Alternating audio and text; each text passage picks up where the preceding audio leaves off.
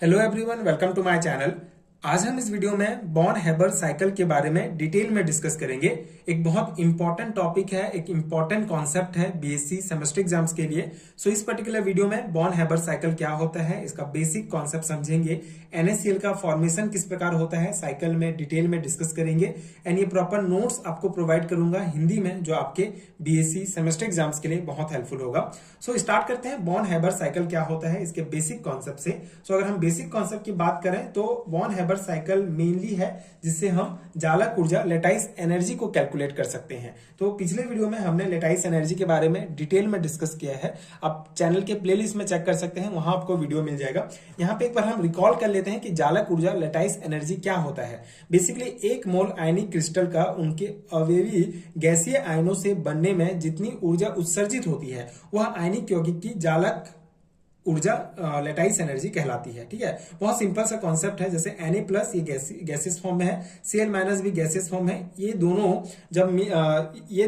Ion जब मिलकर ये आयनिक कंपाउंड बनाते हैं NaCl, जो सॉलिड फॉर्म में होता है। तो ये दोनों जब मिलते हैं तब ये हमारा आयनिक कंपाउंड बनता है। तो इस दौरान जो ऊर्जा हमको प्राप्त होती है, जो ऊर्जा रिलीज होती है, उसको ही लेटाइस एनर्जी कहा जाता है। ठीक है, तो यही मेन कॉन्सेप्ट है कि एक मोल आयनिक क्रिस्टल, ठीक है, जैसे NaCl के फॉर्मेशन में उसके जो आयंस हैं, आयन जब जुड़ते हैं तो उसमें जितनी ऊर्जा उत्सर्जित होती है उसी को ही लेटाइस एनर्जी कहा जाता है। ठीक है, तो इसी लेटाइस एनर्जी को कैलकुलेट करने के लिए हम यूज करते हैं बॉर्न हेबर साइकिल का। ठीक है, बॉर्न हेबर साइकिल की जालक ऊर्जा की गणना करने के लिए हम बॉर्न साइकिल चक्र, जो बॉर्न हेबर साइकिल है, उसका हम उपयोग करते हैं। तो उसी को हम डिटेल में डिस्कस करेंगे कि किस प्रकार से हम लेटाइस एनर्जी कैलकुलेट कर सकते हैं। ठीक है, सो स्टार्ट करते हैं इसके थ्योरी पॉइंट से कि बॉर्न हेबर साइकिल क्या है। यह एक उष्मागतिक चक्र है जो कि चक्रीय रूप में संभवन उष्मा को प्रभावित करने वाले कारकों से इसका संबंध बताता है। इस चक्र को बॉर्न तथा हेबर ने सन 1919 में प्रस्तुत किया था।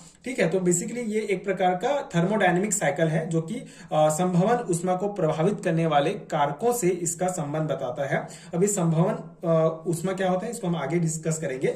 यहाँ पे बेसिक आपको ये समझना है कि यह एक थर्मोडायनेमिक साइकिल है और इसको बॉर्न तथा हेबर ने सन 1919 में प्रस्तुत किया था। एंड वैद्युत संयोजक यौगिकों इलेक्ट्रोवैलेंट कंपाउंड की संभवन उष्मा हीट ऑफ फॉर्मेशन विभिन्न ऊर्जा परिवर्तनों पर निर्भर करती है, जैसे आयनन ऊर्जा आयनाइजेशन पोटेंशियल, इलेक्ट्रॉन बंधुता इलेक्ट्रॉन एफिनिटी, ऊर्ध्वपातन वियोजन ऊर्जा तथा जालक ऊर्जा। इन सभी ऊर्जाओं में आपस में एक संबंध है जिसे एक चक्र द्वारा प्रदर्शित किया जाता है, जिसे बॉर्न हेबर चक्र कहते हैं। ठीक है, दूसरा डेफिनेशन बॉर्न हेबर साइकिल का ये है कि जो ionization potential, electron affinity, sublimation energy, dissociation energy, lattice energy, इन सभी जो एनर्जी हैं, जो सभी ऊर्जाएं हैं, इन सभी का आपस में एक संबंध होता है। ठीक है, जिसको ये बॉर्न हेबर साइकिल के द्वारा प्रदर्शित किया जाता है। आगे हम इसको देखेंगे। तो अभी बेसिक कॉन्सेप्ट यही है कि इन सभी एनर्जीज के बीच जो संबंध है, संबंध को शो करता है, वो बॉर्न हेबर साइकिल होता है। ठीक है, अब बॉर्न हेबर चक्र को सोडियम क्लोराइड क्रिस्टल के बनने से आसानी से समझाया जा सकता है। इस कॉन्सेप्ट को हम NaCl के फॉर्मेशन वाले एग्जांपल में अच्छे से समझ सकते हैं। ठोस सोडियम तथा गैसीय क्लोरीन की क्रिया होती है तो सोडियम क्लोराइड बनता है, जिसे निम्न रासायनिक समीकरण द्वारा दर्शाया जाता है। यहाँ पे देखिए, अब जो हमारा सोडियम है ये सॉलिड फॉर्म में है and half Cl2 gaseous form में है। ये दोनों जब आपस में रिएक्ट करते हैं, जब बॉन्ड बनाते हैं, तो NaCl का फॉर्मेशन होता है। ठीक है, एंड इस क्रिया में 98.3 किलो कैलोरी ऊर्जा उत्सर्जित होती है। ठीक है, अब यहाँ पे देखिए, और ये जो ऊर्जा होती है, जो ऊर्जा उत्सर्जित होती है, इसको संभवन उष्मा कहते हैं, जिसको डेल H से हम शो करते हैं। ठीक है, डेल H या Q से हम शो करते हैं। ठीक है, तो मेन कॉन्सेप्ट यहाँ पे आप क्या समझ रहे हैं, संभवन उष्मा किसे कहते हैं। संभवन उष्मा बेसिकली जब Na सॉलिड फॉर्म में होगा और हाफ Cl2 गैसेस फॉर्म में होगा, जब दोनों आपस में क्रिया करेंगे और सोडियम क्लोराइड बनाएंगे, तो उस स्थिति में जो ऊर्जा उत्सर्जित होती है उसको संभवन उष्मा कहते हैं। अब ये जालक ऊर्जा और संभवन उष्मा में क्या अंतर है। ठीक है, बहुत बेसिक सा अंतर है। यहाँ पे आप देख सकते हैं Na प्लस, यहाँ पे अगर हम जालक ऊर्जा की बात करते हैं तो यहाँ पे हमारा जो Na था, सोडियम था, ये गैसियस फॉर्म में था। ठीक है, और सोडियम आयन गैसियस फॉर्म में था और Cl जो है ये भी गैसियस फॉर्म में था, और दोनों मिलकर जब NaCl बनाते थे सॉलिड फॉर्म में, तो उस एनर्जी, जो एनर्जी रिलीज होती थी, उसको लेटाइस एनर्जी कहा जाता था। लेकिन यहाँ पे संभवन उष्मा वाले केस में Na जो है हमारा, ये भी सॉलिड फॉर्म में है और ये सॉलिड फॉर्म फॉर्म में है और ये जो हाफ Cl2 है ये गैसियस फॉर्म में है। अब दोनों जब क्रिया करके NaCl बनाते हैं तो इस ऊष्मा को संभवन ऊष्मा कहा जाता है। ठीक है, तो बहुत डिफरेंट है दोनों में, आप देख सकते हैं लेटाइस एनर्जी एंड संभवन ऊष्मा में। तो आई होप कि ये दोनों कॉन्सेप्ट आपको समझ में आ गया होगा कि लेटाइस एनर्जी क्या है और जो हमारा संभवन ऊष्मा, ठीक है, जिसे हीट ऑफ फॉर्मेशन कहते हैं, ये क्या होता है। ये दोनों कॉन्सेप्ट हो गया। अब हम लेटाइस एनर्जी कैसे कैलकुलेट कर सकते हैं। अब यहाँ पे आप ये चक्र पहले देख लीजिए, यहाँ पे आप चक्र देख सकते हैं, फिर इसको हम इसका थ्योरी भी डिस्कस करेंगे। सिंपल सा है, इसी यही है बॉर्न हैबर साइकिल। अगर आपको ये चक्र, ये साइकिल समझ में आ गया तो इजीली पूरा कॉन्सेप्ट आप लिख सकते हैं। ठीक है, जैसे हमारा जो सोडियम है वो ठोस फॉर्म में है, सोडियम जो है वो ठोस फॉर्म में ही रहता है, सॉलिड फॉर्म में।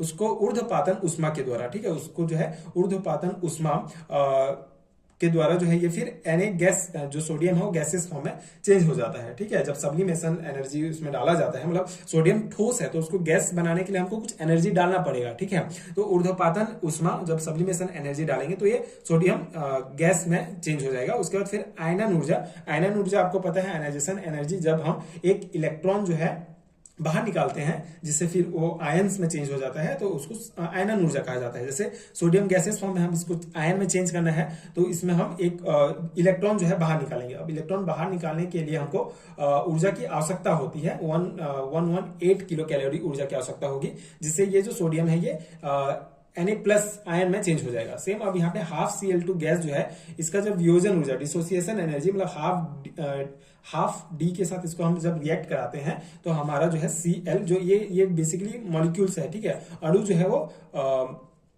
ठीक है, ये जो अणु है हमारा, जो मॉलिक्यूल है वो एटम में चेंज हो जाता है, Cl परमाणु में चेंज हो जाएगा। ठीक है, तो यहाँ पे आप देख सकते हैं हाफ Cl2 गैस का जब वियोजन ऊर्जा, डिसोसिएशन एनर्जी इसमें डाला जाता है, मतलब 28.9 किलो कैलोरी ऊर्जा की आवश्यकता होती है, जिससे ये हमारा Cl परमाणु में चेंज हो जाता है। ठीक है, अब यहाँ पे फिर इसको हम आयन में चेंज करने के लिए इलेक्ट्रॉन बंधुता, इलेक्ट्रॉन एफिनिटी यूज करते हैं। ये भी कॉन्सेप्ट हमने इंडिविजुअल पढ़ा है। इलेक्ट्रॉन एफिनिटी का कॉन्सेप्ट क्या है कि इलेक्ट्रॉन एफिनिटी मतलब जैसे किसी परमाणु में एक इलेक्ट्रॉन हम ऐड करते हैं जिसमें उसमें नेगेटिव चार्ज आ जाता है। अब यहाँ पे हमको जो है इलेक्ट्रॉन जो है इसमें ऐड करना है इस Cl परमाणु में। ठीक है, तो इसके लिए ऊर्जा, तो जो है ऊर्जा उत्सर्जित होती है ना, इसीलिए इसको नेगेटिव में शो किया गया है। नेगेटिव 19.7 किलो कैलोरी ऊर्जा हमको बाहर निकलता है। तो इलेक्ट्रॉन एफिनिटी के द्वारा ये Cl परमाणु जो है Cl- में चेंज हो जाता है, जो गैसेस फॉर्म में होगा। फिर यहाँ पे ये जो Na+ है और ये Cl- जो गैसेस फॉर्म में है, ये दोनों जब रिएक्ट करेंगे तो यहाँ से फिर हमको जो है NaCl क्रिस्टल प्राप्त होगा। ठीक है, अब यहाँ पे देखिए Na ठोस फॉर्म में है, हाफ Cl2 गैसेस फॉर्म में है, दोनों रिएक्ट किए तो ये संभवन ऊष्मा हो गया। ठीक है, जिससे NaCl क्रिस्टल बना। लेकिन जब हमारा Na+ आयन और Cl- आयन दोनों गैसेस फॉर्म में है, दोनों रिएक्ट करेंगे तो जब हमारा NaCl क्रिस्टल बनेगा तो उस ऊर्जा को जालक ऊर्जा कहा जाता है। ठीक है, तो इस प्रकार से हम जालक ऊर्जा कैलकुलेट कर सकते हैं। अब इसको कैलकुलेट कैसे करेंगे, इसका हम फॉर्मूला भी निकालते हैं यहाँ पे। ये आई होप कि ये आपको समझ में आ गया होगा, ये साइकिल। ठीक है, अब इसके थ्योरी आप कैसे लिखेंगे इसको हम देखते हैं। देखिए, NaCl का बनना निम्न पदों में विभक्त करके दिखाया जा सकता है। आपको जो है अलग अलग उसको पॉइंट वाइज लिखना है कि कौन से स्टेप में कौन सा हुआ है। ठीक है, टोटल 5 स्टेप में कंप्लीट होता है हमारा बॉर्न हैबर साइकिल। तो पहला स्टेप है कि सोडियम धातु का पहले ऊर्ध्वपातन, सब्लिमेशन किया जाता है। ठीक है, सब्लिमेशन होगा, Na जो गैस सॉलिड फॉर्म में है वो गैसेस फॉर्म में चेंज होगा। इसमें हमको 26 किलो कैलोरी ऊर्जा की आवश्यकता होती है, जिसको ऊर्ध्वपातन ऊर्जा कहेंगे। ठीक है, एस से इसको डिनोट किया जाता है। सेकंड स्टेप में क्या होगा, क्लोरीन अणु का परमाणुओं में वियोजन। ठीक है, तो जो क्लोरीन अणु है हमारा, जो मॉलिक्यूल है वो एटम में चेंज होगा। तो Cl2 गैसेस फॉर्म में है और ये 2Cl हमारा बनेगा। तो इसके लिए हमको 28.9 किलो कैलोरी ऊर्जा की आवश्यकता होती है। और ये जो वियोजन है, डिसोसिएशन है, ये अर्ध वियोजन होता है। ठीक है, 1/2d के द्वारा इसको डिनोट करते हैं। तो अर्ध वियोजन उसमें हमारा होता है 28.9 किलो कैलोरी, जिसको हाफ डी के द्वारा शो किया जाता है। तो ये हमारा सेकंड स्टेप में हो गया, हमको ये मिल गया। फर्स्ट स्टेप में S मिला। ठीक है, और थर्ड स्टेप जिसमें सोडियम परमाणु धनायन में परिवर्तित होता है। ठीक है, तो ये हमारा आयनाइजेशन एनर्जी होगा। तो सोडियम का धनायन में चेंज करने के लिए जो हमको ऊर्जा की आवश्यकता होती है उसको I से डिनोट करते हैं, जो होता है 118 किलो कैलोरी। ठीक है, इसमें हम इलेक्ट्रॉन बाहर निकालते हैं जिससे उसमें धनायन आएगा। और उसके बाद फोर्थ स्टेप में क्लोरीन परमाणु ऋणायन में परिवर्तित होता है, तो उसमें इलेक्ट्रॉन ऐड करते हैं तो Cl- बन जाएगा। जिस माइनस है मतलब इसमें हमको ऊर्जा की जो है ऊर्जा उत्सर्जित होती है इसमें, इसीलिए इसको जो है नेगेटिव से किया गया है। ऊर्जा की आवश्यकता नहीं होती है, ऊर्जा उत्सर्जित होती है इलेक्ट्रॉन एफिनिटी वाले स्टेप में। तो इसमें 19.7 किलो कैलोरी हो जाएगा। ठीक है, अब यहाँ पे क्लोरीन की इलेक्ट्रॉन बंधुता जिसको ई से शो करते हैं, ये हमारा -19.7 किलो कैलोरी हो गया। अब सोडियम आयन तथा क्लोरीन आयन मिलकर NaCl क्रिस्टल बनाते हैं। अब ये जो आयन आयन जो फॉर्मेशन हुआ है हमारा, वो फिर क्या बनाते हैं, NaCl क्रिस्टल बनाते हैं। और इसी को जो पूरा ऊर्जा जब हमको पूरा ऊर्जा जब हम कैलकुलेट करेंगे तो होता है हमारा 180.5 किलो कैलोरी, ठीक है, जिसको जालक ऊर्जा कहेंगे। इसको जो है U0 से शो करते हैं, ये आप ध्यान रखेंगे। तो ये पूरा स्टेप है NaCl का फॉर्मेशन, ठीक है। इस प्रकार से NaCl का फॉर्मेशन होगा, इसको आप थ्योरी पॉइंट में इस प्रकार लिखेंगे और इसको आप साइकिल में इस प्रकार से शो करेंगे, ठीक है। आई होप कि आपको समझ में आ गया होगा, बहुत बेसिक सा कॉन्सेप्ट है। अब इसका हम फॉर्मूला निकालेंगे। अब हर बार जैसे अगर आपको न्यूमेरिकल टाइप क्वेश्चन पूछा गया इस क्वेश्चन से, तो आप ये एकदम बना के नहीं देख सकते ना कि इसका साइकिल किस प्रकार होगा। आपको एक बेसिक फॉर्मूला याद रखना पड़ेगा, जिससे आप इजिली जो है जालक ऊर्जा निकाल सकते हैं। जब आपको इन सभी का मान पता है, जैसे आपको sublimation energy, dissociation energy, ionisation energy, electron बंधुता, इन सभी का मान पता है, तो सबका मान एक जगह रखेंगे और फिर आप इजीली जो है ये लेटाइस एनर्जी निकाल सकते हैं। तो उसके लिए हमको फॉर्मूला जो है याद रखना पड़ेगा। यहाँ पे हम फॉर्मूला देखते हैं। सबसे पहले ये जो हमारा 5 स्टेप था टोटल, सभी को जोड़ने पर जैसे Na से Na जो हमारा सॉलिड फॉर्म में था वो गैसेस फॉर्म में चेंज हुआ, तो इतना एनर्जी की आवश्यकता हुई। फिर ये ½ Cl2 से Cl जब बना हमारा मॉलिक्यूल से, जब एटम बना तो उसमें इतनी ऊर्जा की आवश्यकता हुई। फिर ये गैसेस फॉर्म से आयन में चेंज हुआ, तो इसमें ये सोडियम जब आयन में चेंज हुआ तो इतनी ऊर्जा, और जब क्लोरीन हमारा आयन में चेंज हुआ तो इतना ऊर्जा की आवश्यकता हुई, ठीक है। ये ऊर्जा जो है रिलीज हुआ। तो हमारा Na+ और Cl- जब दोनों गैसेस फॉर्म में है, NaCl क्रिस्टल बनाएंगे तो 1180.5, ठीक है, 180.5 किलो कैलोरी ऊर्जा टोटल हमको आवश्यकता होगी।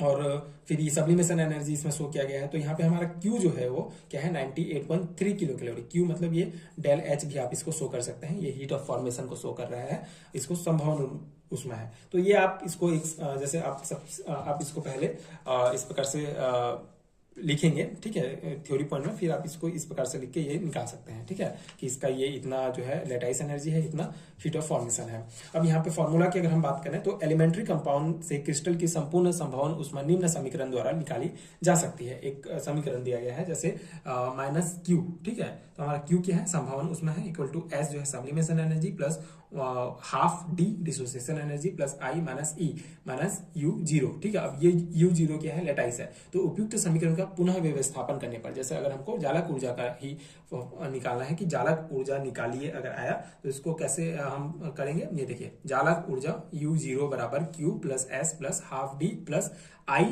E, ठीक है। अब ये U0 जो है हमारा जालक ऊर्जा शो करता है। अब आपको सबका मान पता है कितना कितना एनर्जी है, ठीक है, उसका।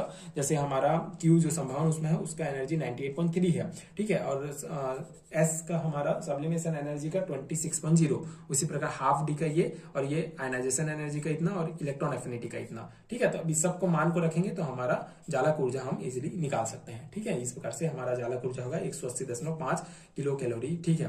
तो ये हो गया हमारा जालक ऊर्जा। इस प्रकार से इस फॉर्मूला को मेनली आपको अगर मेनली जो है इससे आपको यही जालक ऊर्जा, लेटाइस एनर्जी ज्ञात करने के लिए पूछा जाता है। तो आपको ये फॉर्मूला याद रखना है, सबका मान आपको पता है तो आप इजिली निकाल सकते हैं। तो यही बेसिक कॉन्सेप्ट है। यदि इलेक्ट्रॉन बंधुता को छोड़कर सभी ऊर्जाओं का मान ज्ञात हो तो उपयुक्त समीकरण द्वारा इलेक्ट्रॉन वैधुता ज्ञात की जा सकती है। इसी प्रकार जालक ऊर्जा तथा संभावना ऊर्जा का मान भी ज्ञात किया जा सकता है, ठीक है। अब संभावना ऊर्जा का अगर मान आपको पूछा जाता है तो ये वाला फॉर्मूला आप अप्लाई करेंगे, जालक ऊर्जा का मान करते हैं तो ये वाला फॉर्मूला अप्लाई करेंगे और मान रखेंगे तो आपका इजीली निकल जाएगा, ठीक है, कैलकुलेट हो जाएगा। तो ये है हमारा पूरा कॉन्सेप्ट बॉर्न हैबर साइकिल का, ठीक है। मेन है आपका ये साइकिल। अगर आपको ये साइकिल याद है तो आप फिर जो स्टेप्स हैं उसको आप अपने से लिख सकते हैं, ठीक है। तो ये है हमारा साइकिल। आई होप आपको समझ में आ गया होगा। अब बॉर्न हैबर साइकिल के अनुसार संपूर्ण ऊर्जा परिवर्तन का मान SIDEU, ठीक है, sublimation energy, ionisation, dissociation, electron affinity, और ये हमारा होता है U शो करता है संभावना ऊष्मा को, ठीक है, जिसको आप ΔH से भी शो कर सकते हैं, ठीक है, पर निर्भर करता है। इनमें से केवल I, E और U जो है ये जालक ऊर्जा है, सॉरी, ठीक है। Q या ΔS के द्वारा हम संभावना ऊष्मा को शो करते हैं, और U जो है ये जालक ऊर्जा को शो करता है। तो ये इनमें से केवल I, E और U अधिक महत्वपूर्ण है, इनका मान S व D की अपेक्षा अधिक होता है। तो ये बस एक सिंपल सा पॉइंट है, आपको ध्यान रखना है। मेन आपका यही है साइकिल, ठीक है। तो आई होप कि पूरा कॉन्सेप्ट समझ में आ गया होगा एंड आपके एग्जाम प्रिपरेशन के लिए नोट्स हेल्पफुल रहा होगा। तो नोट्स मैं एक बार दिखा देता हूँ आपको लिखना कैसे है। जैसे बॉर्न हैबर साइकिल क्या है आपको पूछा गया लॉन्ग टाइप क्वेश्चन में, लगभग 6-7 नंबर में पूछा जाएगा, ठीक है। लॉन्ग टाइप क्वेश्चन जो जितना नंबर का आता है आप अपने सिलेबस के अकॉर्डिंग देख सकते हैं। तो आप ये पूरा थ्योरी पॉइंट लिखेंगे, बॉर्न हैबर साइकिल क्या है और कौन कौन से एनर्जी के बीच संबंध बताता है, और यहाँ पे आप शो करेंगे संभवन ऊष्मा क्या होता है, और यहीं पे आप जो लेटाइस एनर्जी है, जालक ऊर्जा क्या है, उसको भी लिख सकते हैं। ठीक है, उसके बाद फिर आप NaCl एग्जाम्पल के द्वारा समझाना है, तो ये आप ये जो 5 पॉइंट है इसको आप लिखेंगे कि NaCl का फॉर्मेशन किस प्रकार से होता है। फिर आप ये वाला साइकिल बना देंगे। ठीक है, कि ये हमारा जो है बॉर्न हैबर साइकिल है। ठीक है, बस हो गया 3 पेज में आपका, नहीं सॉरी, इसके बाद ना आपको ये वाला भी लिखना पड़ेगा। ये जैसे ये वाला हो गया, उसके बाद आप ये वाला पेज लिखेंगे, इसमें जो भी स्टेप में हुआ है उसको आप एक साथ लिख सकते हैं, और ये फॉर्मूला आप लिखेंगे, 2 फॉर्मूला। ठीक है, उसके बाद फिर आप ये साइकिल बना देंगे, फिर आपका ये कंप्लीट हो जाएगा। ठीक है, तो ये है जालक ऊर्जा का कंप्लीट, बॉर्न हैबर साइकिल का, सॉरी, इसमें जालक ऊर्जा का भी कॉन्सेप्ट है। पिछले वीडियो में मैंने जालक ऊर्जा के बारे में पढ़ाया है, आप एक बार उस वीडियो को भी डिटेल में समझ सकते हैं। उसमें कौन कौन से प्रभावित करते हैं कारक, को सब भी समझाया गया है, वो भी इंपॉर्टेंट है। ठीक है, वो भी 3 और 5 मार्क्स में पूछा जाता है। तो दोनों कॉन्सेप्ट इंटर रिलेट है। बेसिकली जालक ऊर्जा को ही कैलकुलेट करने के लिए हम बॉर्न हैबर साइकिल का यूज करते हैं। तो ये हो गया हमारा पूरा कॉन्सेप्ट। आई होप कि आपको समझ में आ गया होगा। एंड अगर आपको हैंडरिटन नोट चाहिए PDF फॉर्म में, हिंदी मीडियम या इंग्लिश मीडियम के लिए, BSc या MSc सेमेस्टर एग्जाम्स के लिए, तो उसका लिंक आपको नीचे डिस्क्रिप्शन बॉक्स में मिलेगा, तो आप चेक कर सकते हैं। एंड अगर वीडियो हेल्पफुल है तो इसी प्रकार के और वीडियोस देखने के लिए आप चैनल का प्लेलिस्ट देख सकते हैं। वहां BSc सेमेस्टर एग्जाम्स या MSc सेमेस्टर एग्जाम का यूनिट वाइज प्लेलिस्ट बनाया गया है, जो डेफिनेटली आपके लिए बहुत हेल्पफुल होगा। एंड आगे की वीडियोस देखने के लिए चैनल के साथ जुड़े रहिए। Thank you so much for watching.